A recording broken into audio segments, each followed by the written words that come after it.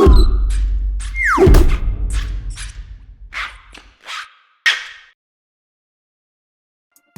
guys, it's Peter here with GoodyReader.com. On the left, Kindle Oasis, brand new from Amazon. On the right, Kobo Glow HD, newest possible e-reader from Kobo. Now looking at these two, they're completely different. Everything's going to be different against the Oasis because we'll show you first, this is what it looks like. You have a magnet snap on the back, and you have a magnetic chargeable case that will charge your e-reader if it starts to run out. The e-reader also is asymmetrical. It's really thin at the very corner. Has some charging pins at the back, and it has a gyroscope, super sensitive gyroscope. Look at that, see, I just dropped it. That's how sensitive it is. It also has manual page turn buttons on the right, or technically the left, so you can turn the page with your right or left hand. Has a micro USB and a power button up top. You can snap it to the case like so. The Kobo Glow has no flush screen and bezel, unlike the Oasis. Power button on the top, and a micro USB port and a hard reset on the bottom.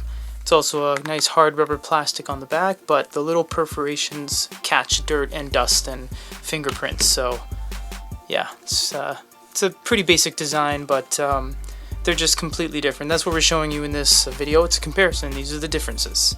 Looking at an ebook, you'll see that they're displayed pretty much the same. They make the same use of space.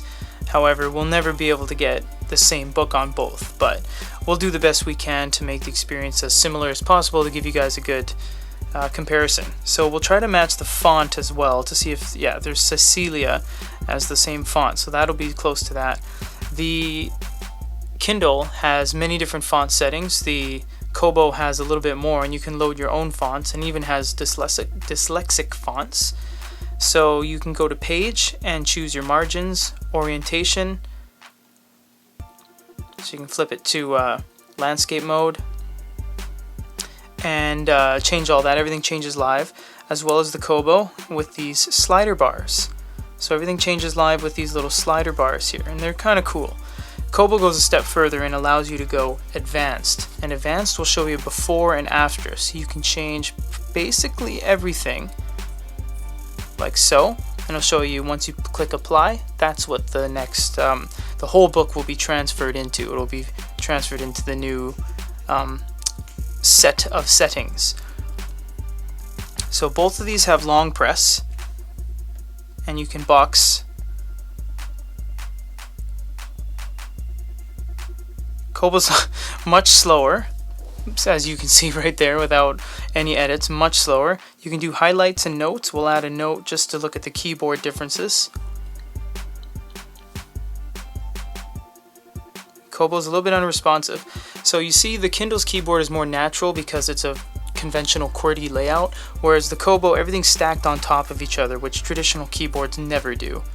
Both of which are, well, you know, honestly, the Kobo lags a lot with a lot of the things we're doing now that we see it up against the Kindle Oasis. It's actually, so I pressed the X already 2 times, so a little bit slower than the Kindle. Also, we can go to translation, something the Kobo doesn't have. So we can translate any language to any language on the drop-down menu, even something like Chinese. So you've broken down barriers here, basically. And you can make highlights as well. So we have a D&D Monsters manual open on both of these. This will give us a good idea as to how these things perform with PDFs. We'll start with the Oasis and do a pinch and zoom. Zoom's pretty good. You'll see the mini map in the corner. Lets you know where you are on the page. We'll stop on this guy here. And now we'll do a pinch and zoom with the Kobo. Same thing. So decent pinch and zoom. Not too bad.